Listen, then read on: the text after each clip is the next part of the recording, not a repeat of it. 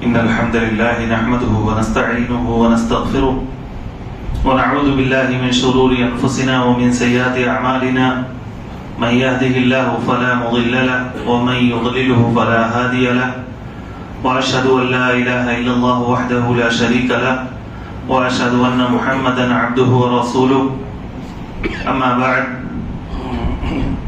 يا أيها الذين آمنوا اتقوا الله حق تقاته ولا تموتن إلا وأنتم مسلمون يا أيها الناس اتقوا ربكم الذي خلقكم من نفس واحدة وخلق منها زوجها وبث منهما رجالا كثيرا ونساء واتقوا الله الذي تساءلون به والأرحام إن الله كان عليكم رقيبا يا أيها الذين آمنوا اتقوا الله وقولوا قولا سديدا يصلح لكم أعمالكم ويغفر لكم ذنوبكم ومن يطع الله ورسوله فقد فاز فوزا عظيما أما بعد فإن خير الحديث كتاب الله وخير الهدي هدي محمد صلى الله عليه وسلم وشر الأمور محدثاتها وكل محدثة بدعة وكل بدعة ضلالة وكل ضلالة في النار أما بعد فقد قال الله سبحانه وتعالى ولله على الناس حج البيت من استطاع إليه سبيلا. محترم حاضرین جمعہ، بزرگوں اور نوجوانوں، خطبہ مسمونہ میں میں نے آپ کے سامنے قرآن کریم کی ایک آیت پڑھی ہے جس میں اللہ رب العالمین فرماتا ہے لوگوں کے اوپر اللہ کی طرف سے حج فرض ہے جو حج کرنے کی طاقت رکھتا ہو. دین کی بنیاد جن 5 ارکان پر رکھی گئی ہے ان میں پہلا رکن شہادتین ہے، دوسرا رکن صلاح یعنی نماز ہے، تیسرا رکن زکوٰۃ اور چوتھا حج اور 5واں رمضان کا روزہ. اور یہ بات اللہ کے رسول صلی اللہ علیہ وسلم نے جو عبداللہ بن عمر رضی اللہ تعالیٰ عنہ کی صحیح مروی حدیث ہے اس میں فرمائی ہے. آپ نے فرمایا بنی الاسلام علی 5، دین کی بنیاد 5 چیزوں پر ہے، اور اسی میں اللہ کے نبی صلی اللہ علیہ وسلم نے فرمایا وحج البیت من استطاع الیہ سبیلا، اور اللہ کا گھر بیت اللہ جو ہے اس کا حج کرنا جو اس کی طاقت رکھتا ہو. دین کے جو بھی ارکان ہیں ان میں اگر آپ دیکھیں گے، نظر ڈالیں گے تو یہ عبادتیں کچھ تو بدنی ہیں جیسے کہ نماز ہے، اس کا تعلق ہمارے بدن سے ہے، اور کچھ عبادت ایسی ہے جس کا تعلق ہمارے مال سے ہے، جیسے کہ زکوٰۃ ہے اس کا تعلق ہمارے مال سے ہے، روزہ ہے اس کا تعلق ہمارے بدن سے ہے، اور حج ایک ایسی عبادت ہے جس کا تعلق ہمارے بدن سے بھی ہے اور ہمارے مال سے بھی ہے. چونکہ اس میں مشقت زیادہ ہے، اس میں مال زیادہ خرچ کرنا پڑتا ہے، اسی لیے اللہ تعالی نے زندگی میں ایک بار ہمارے اوپر حج کو فرض قرار دیا ہے جو اس کی طاقت رکھتا ہو. اور اس کے ساتھ ساتھ کچھ اور شرطیں رکھی گئی ہیں کہ اگر وہ شرطیں ہمارے اندر پائی جائیں گی تو ہمارے اوپر حج فرض قرار پائے گا. جیسے کہ پہلی شرط یہ ہے کہ انسان مسلمان ہو. حالت کفر میں انسان کوئی بھی نیکی کرے وہ نیکی اللہ رب العالمین کے ہاں قابل قبول نہیں ہے، کیونکہ کفر کے ساتھ کوئی بھی عمل اللہ کے ہاں قابل قبول نہیں ہوتا. مشرکین مکہ بھی حج کیا کرتے تھے، آپ قرآن پڑھیں، وہ طواف کرتے تھے، سعی کرتے تھے، مینا کے اندر جا کے وہ وقوف کرتے تھے، مزدلفہ جاتے تھے، کعبہ کا طواف وہ برہنہ ہو کر کرتے تھے، لیکن وہ تمام اعمال ان کے ہاں جو اللہ رب العالمین کی جناب میں وہ پیش کرتے تھے وہ سب کے سب رد قرار پائے، کیونکہ ایمان کے بغیر کوئی بھی عمل قابل قبول نہیں ہے۔ دوسری شرط یہ ہے کہ انسان بالغ ہو، یعنی بچہ اگر حج کرتا ہے تو بچے کی وہ عبادت اور اس کی وہ نیکی اس کے والدین کو ملے گی، لیکن جب وہ جوان ہوگا تو بچپن میں جو اس نے حج کیا تھا وہ حج اس کے لیے کافی نہیں ہوگا، بلکہ جوان ہونے کے بعد اس کو حج کرنا پڑے گا۔ اللہ کے نبی صلی اللہ علیہ وسلم حجۃ الوداع میں جب حج کرنے کے لیے گئے تو ایک عورت نے بچے کو اوپر اٹھایا اور کہا اللہ کے نبی اس بچے کے اوپر حج ہے؟ تو آپ نے فرمایا کہ ہاں، اور تمہیں اس کا اجر ملے گا، یعنی حج اس کو تم کروا سکتی ہو اور اجر تمہیں ملے گا۔ تو بچے کے اوپر حج نہیں ہے، بالغ ہونے کے بعد دین کے جیسے تمام عبادات بندے پر فرض قرار پاتے ہیں، ایسے ہی حج بھی بالغ ہونے کے بعد پیوبرٹی کی ایج کو پہنچنے کے بعد ہی واجب ہوتا ہے۔ اسی طریقے سے مسلمان عقل مند ہو، یعنی مجنون کے اوپر حج فرض نہیں ہے یا دین کی کوئی بھی عبادت اس کے اوپر فرض نہیں ہے۔ اسی طریقے سے ایک جو چوتھی شرط ہے وہ یہ ہے کہ وہ مستطیع ہو، یعنی اس کے اندر اتنی طاقت ہو کہ وہ حج کے لیے جا سکے۔ اور اللہ کے نبی صلی اللہ علیہ وسلم نے فرمایا کہ جب آپ سے پوچھا گیا کہ استطاعت اور کیپیبلٹی کیا چیز ہے اللہ کے نبی، تو آپ نے فرمایا الزاد والراحلہ، یعنی اس کے پاس سواری ہو آنے جانے کے لیے، اور آنے جانے میں جو خرچ لگتا ہے اس خرچ کو برداشت کرنے کی اس کے اندر استطاعت ہو۔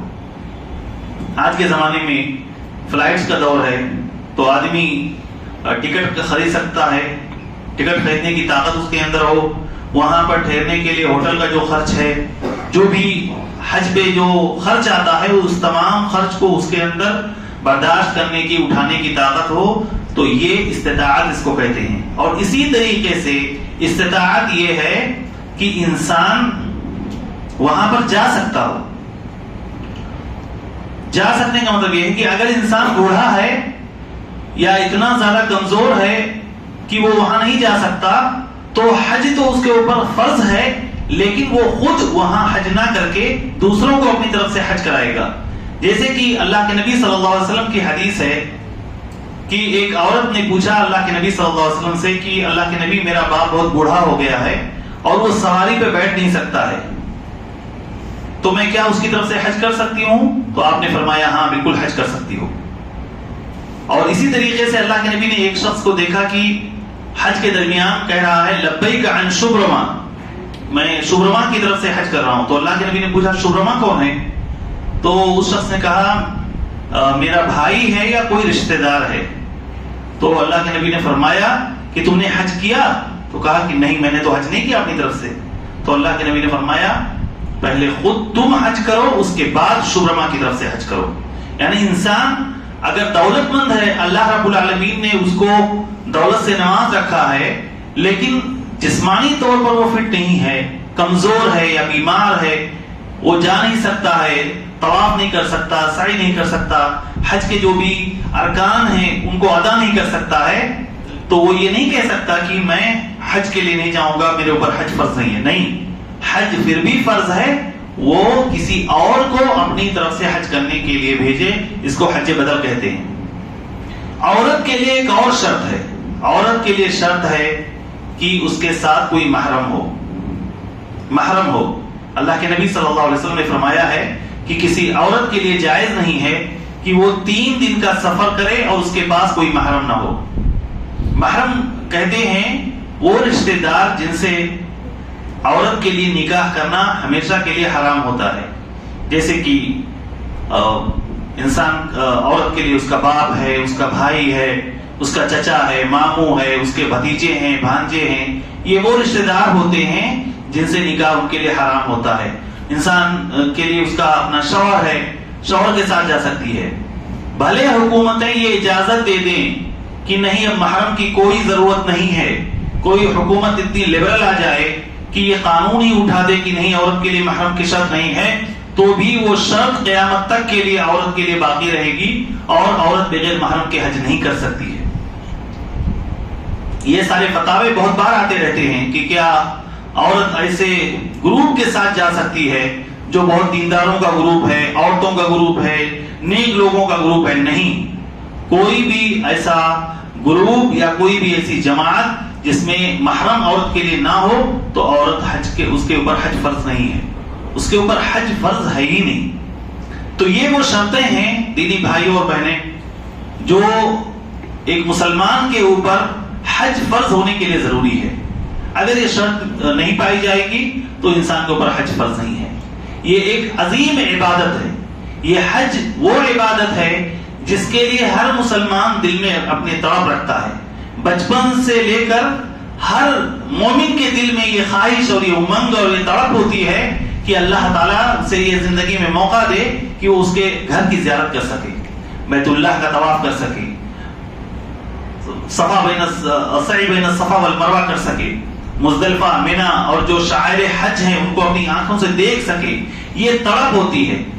لیکن یہی انسان جب اللہ رب العالمین اس کو طاقت و قوت بخشتا ہے، دولت سے نوازتا ہے، تو حج کے لیے وہ آناکانی کرتا ہے اور حج کو بلا وجہ سے مؤخر کرتا ہے، ڈیلے کرتا ہے، جبکہ اللہ کے رسول صلی اللہ علیہ وسلم نے فرمایا ہے کہ من اراد الحج فلیتعجل، لوگوں تم میں سے جس شخص کو حج کرنے کا ارادہ ہو اسے چاہیے کہ حج کرنے میں جلدی کرے۔ حج کرنے کا اگر ارادہ ہے تو حج میں اس کو جلدی کرنا چاہیے، فإنه قد يمرض المريض، ہو سکتا ہے بعد میں وہ بیمار پڑ جائے، ابھی تندرستی ہے، صحت ہے، اللہ نے دولت دے رکھی ہے، ابھی جا سکتے ہو تو جاؤ۔ وَتَضِلُّ الضَّالَّةُ، ہو سکتا ہے کہ کچھ گم ہو جائے اس کی زندگی میں، کچھ کھو جائے، جس کو وہ رکھے ہوئے تھا، بچا کے رکھے ہوئے تھا، وہ چیز گم ہو جائے، یا ہو سکتا ہے کہ کوئی اس کو زندگی میں حاجت اور ضرورت ایسی پیش آ جائے کہ اس کو حج کو مزید ڈیلے اور مؤخر کرنا پڑے۔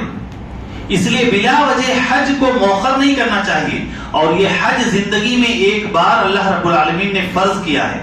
جس طرح زکوٰۃ کو آپ ڈیلے نہیں کر سکتے ہو، نماز کو اس کے وقت سے آپ مؤخر نہیں کر سکتے، ایسے ہی حج کو بھی اگر آپ مستطیع اور کیپیبل ہو گئے ہیں، اگر اللہ رب العالمین نے آپ کو صحت و تندرستی کے ساتھ ساتھ دولت سے نواز رکھا ہے، تو انسان کو حج کے لیے بلا تاخیر جانا چاہیے، ورنہ زندگی کا کوئی بھروسہ نہیں۔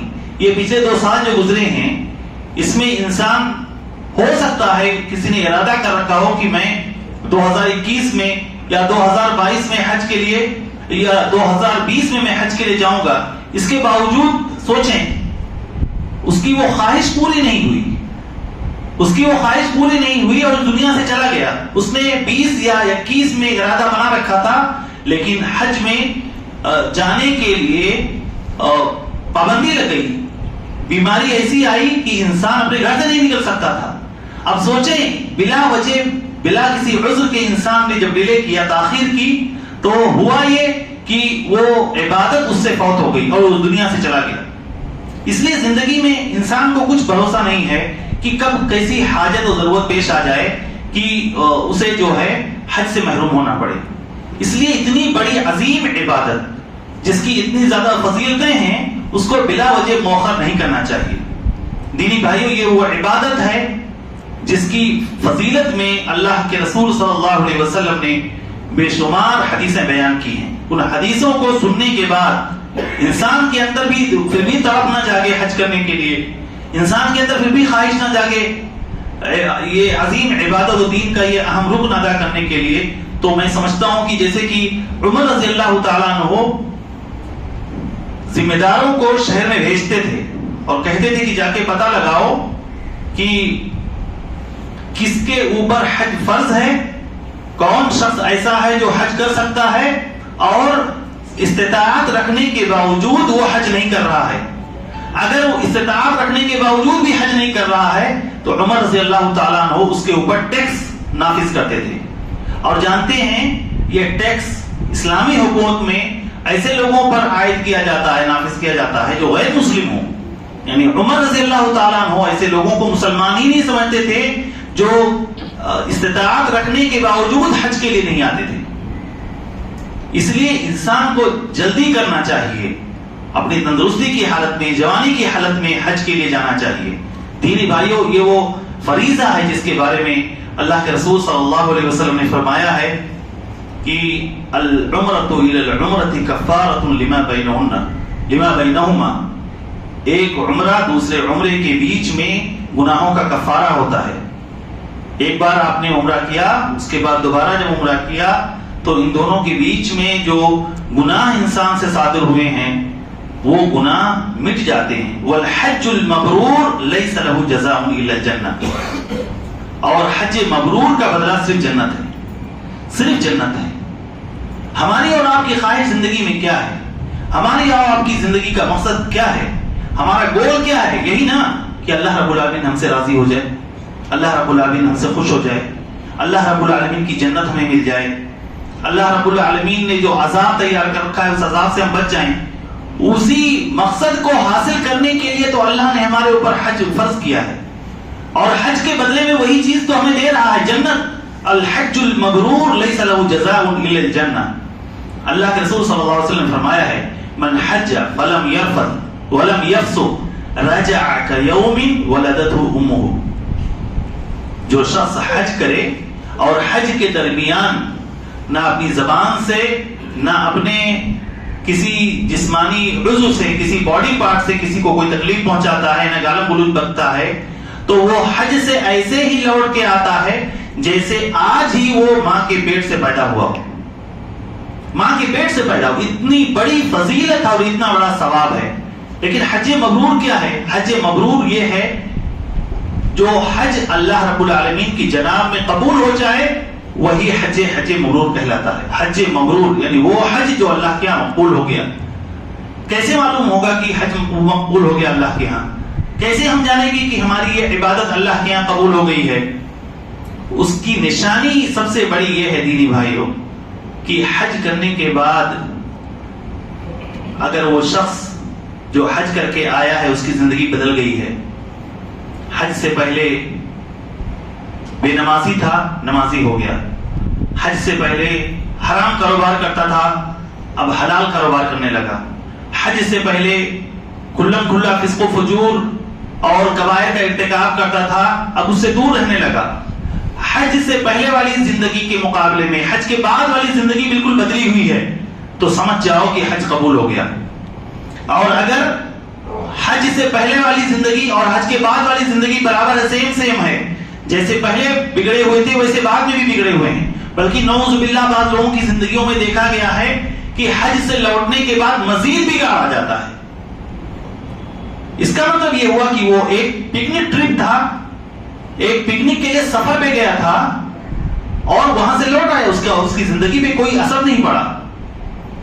تو یہ حج مبرور ہے کہ انسان ریاکاری سے بچتے ہوئے، دکھاوے سے بچتے ہوئے، حاجی اور حاج کا ٹائٹل پانے کے لیے نہیں، بلکہ اللہ کی خوشنودی کے لیے، اللہ کی رضا کے لیے، اپنے گناہوں سے اللہ رب العالمین کے ہاں معافی طلب کرنے کے لیے انسان جاتا ہے، تو وہ حج مبرور ہے، اور حج مبرور کا بدلہ صرف جنت ہے۔ دینی بھائیو، شیطان ہمیشہ ہمیں جو ہے فقیری کا ڈر دلاتا ہے۔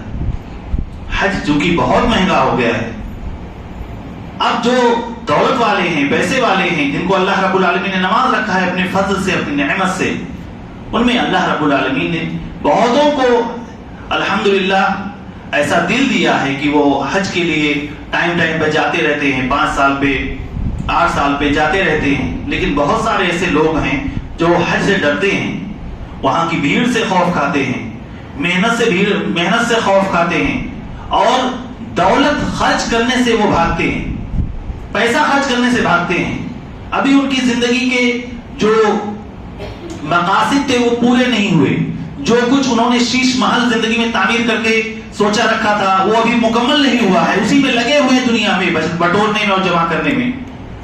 اللہ کے رسول صلی اللہ علیہ وسلم نے اس شیطانی وسوسے کو ہم سے دور بھگایا ہے، اور شیطان جو پاورٹی کا اور غریبی کا ہمیں ڈر دلاتا ہے کہ تم اگر حج پہ جاؤ گے تو 5 لاکھ 8 لاکھ روپے خرچ ہوں گے، اس سے بہتر ہے 5-8 لاکھ روپے میں تو کہیں انویسٹ کر سکتے ہو، اس کا ریٹرن پوری زندگی آتا رہے گا۔ اللہ کے رسول صلی اللہ علیہ وسلم نے اس وسوسے کو دور کر دیا ہے۔ وہ عظیم حدیث اللہ کے نبی صلی اللہ علیہ وسلم نے فرمایا تابعوا بین الحج والعمرہ، لوگوں کثرت کے ساتھ حج اور عمرہ کرتے رہو، کثرت کے ساتھ حج اور عمرہ کرتے رہو، فإنہما ينفیان الفقر والذنوب كما تنفی الکیر خبث الحدید، کیونکہ حج اور عمرہ کرنے سے گناہ اور غریبی، گناہ اور پاورٹی ویسے ہی دور ہوتے ہیں جیسے کہ لوہار کی بھٹی میں سونا اور چاندی اور لوہا وغیرہ گرم کرنے کے بعد اس میں جو میل کچیل ہوتا ہے وہ دور ہو جاتا ہے، ایسے ہی حج کرنے سے اللہ تعالی آپ کی غریبی کو اور آپ کے گناہوں کو مٹا دیتا ہے۔ آپ حج کرنے سے، عمرہ کرنے سے غریب نہیں ہو جائیں گے، آپ کی دولت میں کمی نہیں آ جائے گی۔ دنیا کے کیلکولیٹر پہ تو جوڑ کے یقیناً 5 لاکھ آپ کا مائنس ہو گیا، دنیا کے حساب سے جوڑنے کے بعد تو یقیناً 5 6 لاکھ 8 لاکھ روپے آپ کی کمی ہو گئی، لیکن اللہ رب العالمین آپ کی دولت میں برکت دے گا، آپ کی کمائی میں برکت دے گا، آپ کے بزنس میں برکت دے گا، اللہ رب العالمین آپ کی اولاد میں برکت دے گا۔ اس برکت کا احساس آپ دنیا کے کیلکولیٹر پہ نہیں جوڑ سکتے ہیں، اس کے لیے ایمانی سوچ چاہیے، اس کے لیے ایمانی جذبہ چاہیے، تب آپ اس کو جوڑ پائیں گے، سمجھ پائیں گے کہ اس حج اور عمرہ کرنے کی وجہ سے ہماری زندگیوں میں کون کون سی برکت آئی ہے۔ اس لیے کبھی بھی غریبی کا نہ ڈریں، فقیری کا نہ ڈریں، اپنی اولاد کے لیے، اپنی آنے والی نسلوں کو بنانے کے، سنوارنے کے لیے جو ہمیشہ شیطانی سوچ دماغ پر حاوی رہتی ہے اس کو دماغ سے نکال دیجیے۔ اللہ رب العالمین آپ کو پال رہا ہے، آپ کی اولاد کو بھی پالے گا، آپ کی آنے والی نسلوں کو بھی پالے گا۔ آپ ان کی گارنٹی لے کے نہ جائیں کہ میرے آنے کے بعد میری 7 نسلیں میں اتنا پراپرٹی جمع کرتے جاؤں کہ میری آنے والی نسلیں کبھی بھی انہیں کچھ کرنے کی ضرورت نہ پڑے۔ یہ شیطانی اور گمراہ کن سوچ ہے۔ آپ اپنی فکر کریں، آپ اپنی آخرت بنانے کی فکر کریں، آپ اپنے قبر میں اجالا کرنے کی فکر کریں، اپنی اولاد کو بے شک آپ مالدار چھوڑ کے جائیں۔ اللہ کے نبی نے فرمایا ہے کہ آپ اپنی اولاد کو مالدار چھوڑ کے جائیں، یہ بہتر ہے کہ ان کو غریب چھوڑ کے جائیں کہ وہ دوسروں کے سامنے ہاتھ پھیلاتے ہوئے پھریں۔ بے شک اپنی اولاد کی فکر کریں، لیکن ایسا نہ ہو کہ اولاد کے چکر میں اپنی آخرت آپ تباہ کر لیں۔ حج کے بارے میں اللہ کے رسول صلی اللہ علیہ وسلم نے فرمایا ہے کہ حج، ابو ہریرہ رضی اللہ تعالیٰ عنہ کی روایت ہے کہ ایک صحابی نے پوچھا اللہ کے نبی سب سے افضل عمل کون سا ہے؟ تو آپ نے فرمایا ایمان باللہ و رسولہ، اللہ اس کے رسول پر ایمان لانا۔ کہا اس کے بعد کیا ہے؟ کہا جہاد فی سبیل اللہ، اللہ کے راہ میں جہاد کرنا۔ کہا اس کے بعد سب سے افضل عمل کون سا ہے؟ اللہ کے رسول صلی اللہ علیہ وسلم نے فرمایا کہ اس کے بعد سب سے افضل عمل حج کرنا ہے۔ یہ افضل اعمال میں سے حج ایک عمل ہے۔ اسی طریقے سے حج کرنے سے اللہ تعالیٰ آپ کے پچھلے تمام گناہ کو مٹا دیتا ہے۔ حضرت عمرو بن عاص رضی اللہ تعالیٰ عنہ جب مسلمان ہوئے اور مسلمان ہونے کے بعد اللہ کے نبی صلی اللہ علیہ وسلم کے پاس بیعت کرنے کے لیے آئے تو اللہ کے نبی صلی اللہ علیہ وسلم سے کہا اللہ کے نبی ہاتھ بڑھائیے، میں آپ کے ہاتھ پر بیعت کرنا چاہتا ہوں۔ اللہ کے نبی نے ہاتھ بڑھایا تو عمرو بن عاص نے اپنا ہاتھ کھینچ لیا۔ اللہ کے نبی نے پوچھا عمرو ایسا کیوں کیا، کیوں ہاتھ تم نے بڑھایا پھر ہاتھ کھینچ کیوں لیا؟ کہا اللہ کے نبی صلی اللہ علیہ وسلم میں ایک شرط لگانا چاہتا ہوں۔ کہا کیسی شرط؟ کہا اللہ کے نبی صلی اللہ علیہ وسلم میں چاہتا ہوں کہ اللہ تعالی میرے پچھلے تمام گناہوں کو مٹا دے۔ تو کہا اے عمرو کیا تمہیں معلوم نہیں ہے ان الاسلام یہدم ما کان قبلہ،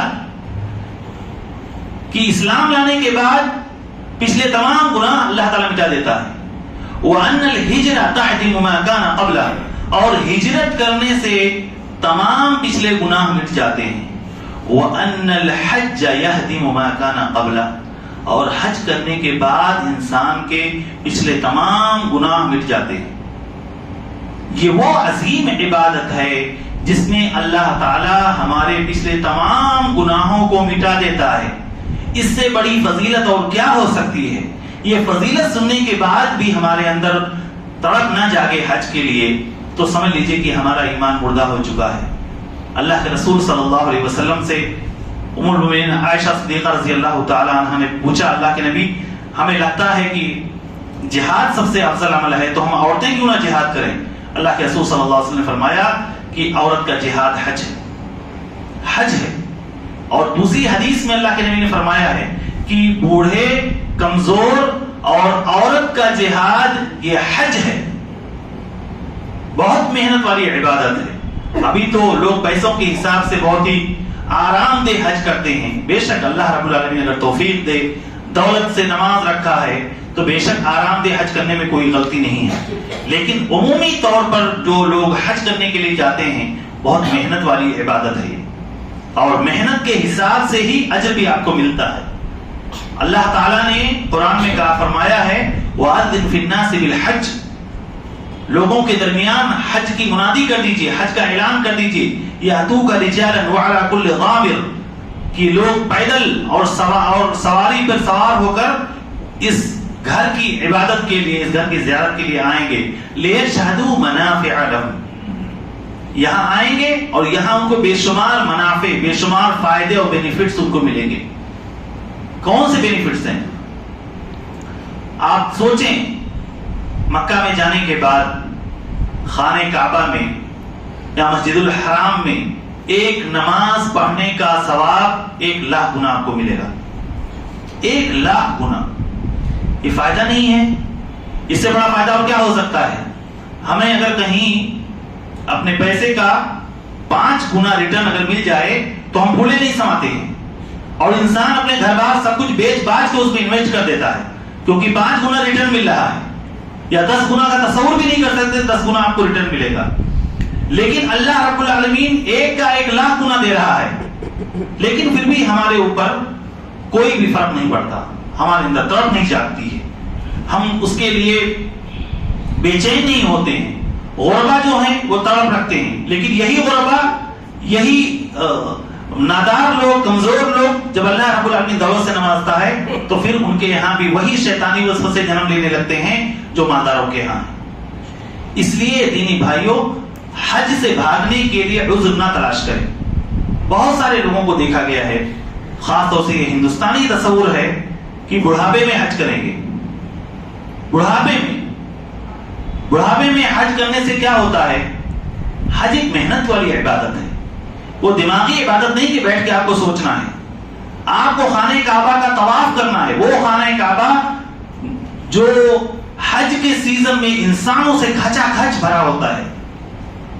جوانوں کے لیے طواف کرنا مشکل رہتا ہے، پھر بڑھاپے میں انسان اس کا طواف کرے گا، آسان نہیں ہوتا ہے، نہ یادداشت برابر رہتی ہے، نہ صفا اور مروہ کے درمیان برابر وہ دوڑ پاتا ہے، نہ کنکری مار پاتا ہے، نہ کوئی بھی حج کے ارکان جو ہے برابر ادا کر سکتا ہے، ساری چیزیں ادھوری رہتی ہیں، نہ عبادت میں وہ مزہ رہتا ہے جو جوانی میں ہونی چاہیے، جو جوانی میں ہوتی ہے۔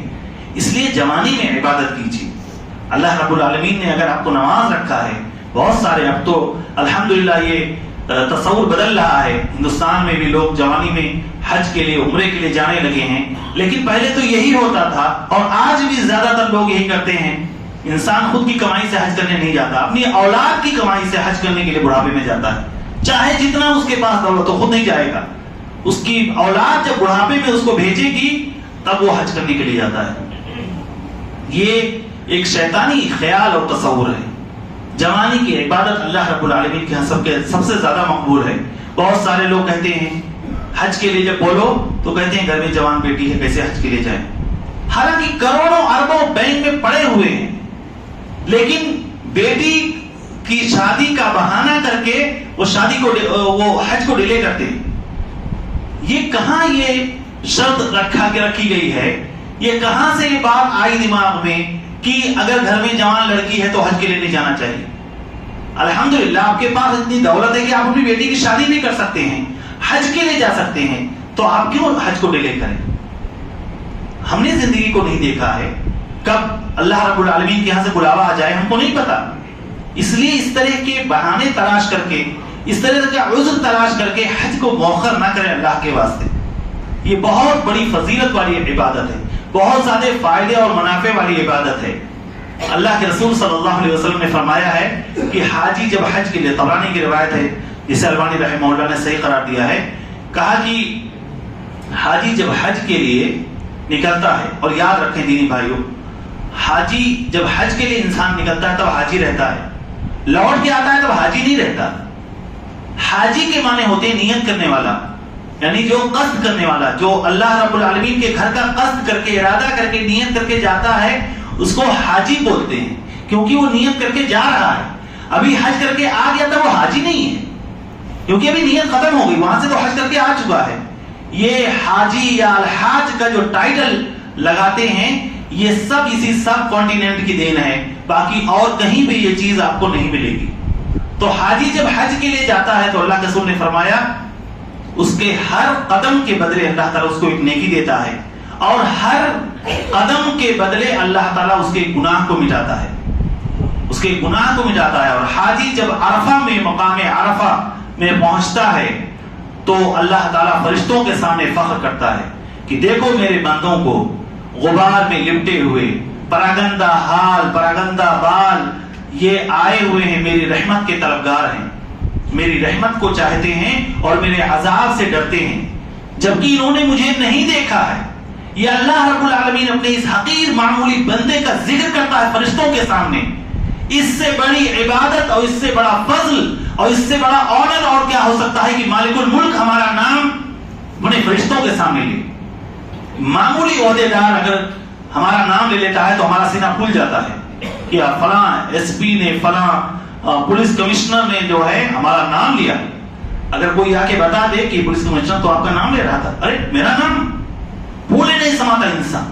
مالک الملک نام لیتا ہے کہ میرے بندے کو دیکھو، پراگندہ حال ہو کے عرفہ کے اندر میری رحمت کو چاہتا ہے، میرے عذاب سے ڈرتا ہے، اس نے مجھے دیکھا بھی نہیں ہے، تب اس کا یہ حال ہے۔ اگر مجھے دیکھ لے گا پھر اس کا کیا حال ہوگا؟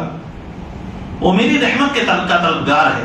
اللہ تعالیٰ کہتا ہے پھر دنیا کے اندر جتنے ریت کے ذرات ہیں اس کے برابر، یا دنیا میں جتنے دن ہیں ان کے برابر، یا بارش کے جتنے ڈراپس اور قطرات ہیں اس کے برابر اس کے گناہ ہوں، تو اللہ تعالیٰ سب کو مٹا دیتا ہے، سب کو مٹا دیتا ہے۔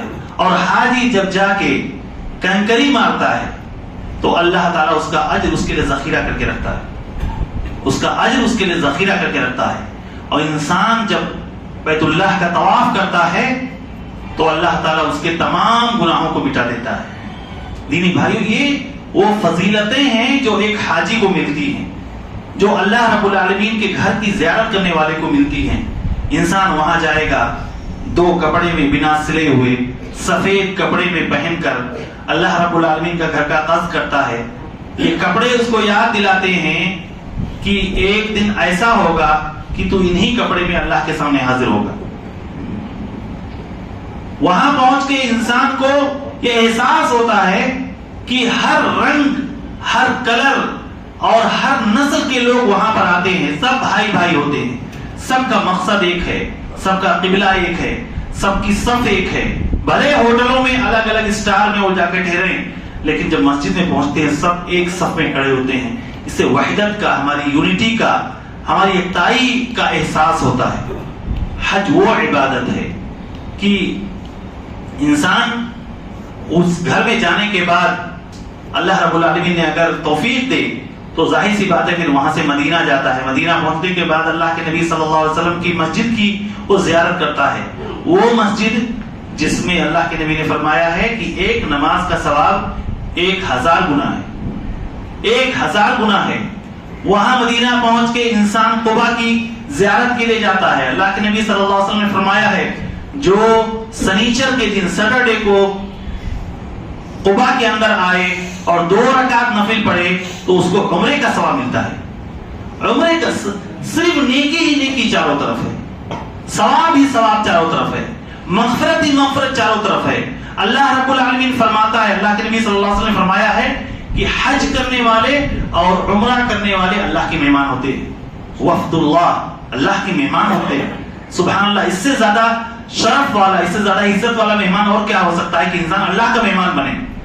دعاہم فاجابوہ، اللہ نے ان کو بلایا اور انہوں نے اللہ کی پکار پہ بھاگے ہوئے پہنچ گئے۔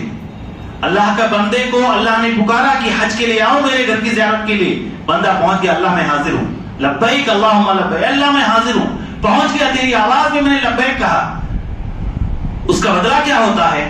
پھر اللہ رب العالمین فرماتا ہے کہ جب بندہ اس سے کچھ مانگتا ہے تو اللہ تعالیٰ اس کو دیتا ہے۔ اے بندے میں نے تجھے بلایا تو میری آواز میں لبیک کہا، تو میری پکار میں میرے گھر آیا، اب جو تو مانگے گا میں تجھے دوں گا۔ یہ فضیلت ہے اور یہ اجر ہے جو انسان کو حج کرنے کے بعد حاصل ہوتا ہے۔ اس لیے اللہ رب العالمین اگر کسی کو مال میں برکت دے، اپنے فضل سے نوازے، تو پہلی فرصت میں حج کے لیے جائیں۔ اللہ تعالیٰ اس سے آپ کے گناہوں کو مٹائے گا، اللہ آپ کی غریبی کو دور کرے گا، اللہ رب العالمین آپ کے مال میں برکت دے گا، اللہ رب العالمین آپ کی زندگیوں میں برکت دے گا، اور زندگی میں بے شمار خیر آپ کے آئیں گے۔ یہ وہ ثواب ہے، یہ وہ نیکی ہے جو قرآن و حدیث میں اللہ کے نبی صلی اللہ علیہ وسلم نے ہمارے سامنے اور ہمارے لیے بیان کیے ہیں۔ اللہ رب العالمین سے دعا ہے کہ اللہ تعالیٰ ہمیں اپنے گھر کی زیارت کرنے کی توفیق عطا فرمائے۔ میرے مولا، جن لوگوں کو تو نے مال سے نوازا ہے، دولت سے نوازا ہے، الہ العالمین تو نے اپنے گھر کی زیارت کرنے کی، اپنے گھر کا حج کرنے کی توفیق عطا فرما۔ میرے مولا، جو لوگ اس سال حج کرنے کے لیے جا رہے ہیں، الہ العالمین تو نے صحیح سالم حج کرنے کی توفیق عطا فرما، ان کی عبادتوں کو قبول کرما۔ میرے مولا، جو لوگ پریشان حال ہیں، الہ العالمین ان کی پریشانیوں کو دور کر دے۔ میرے مولا، جو لوگ غریب و نادار ہیں، پریشان حال ہیں، الہ العالمین تو نے اپنے فضل سے بے نیاز کر دے۔ میرے مولا، جو لوگ بیمار ہیں، الہ العالمین تو ان کی بیماری کو دور کر دے۔ میرے مولا، جو لوگ بے نمازی ہیں، دین سے دور ہیں، الہ العالمین تو نے نمازی بنا دے، انہیں دیندار بنا دے۔ جو لوگ بدعت اور شرک کا شکار ہیں، الہ العالمین تو نے توحید پر، صراط مستقیم پر اور سنت پر چلنے کی توفیق عطا فرما۔ الہ العالمین، دنیا میں جب تک ہم زندہ رہیں، اسلام پر زندہ رہیں، اور جب ہمارا خاتمہ ہو تو ایمان پر ہو۔ بارک اللہ لنا ولکم فی القرآن العظیم، ونفعنا وإياكم بالآیات والذکر الحکیم، انہ تعالی جواد کریم ملک بر رؤوف الرحیم۔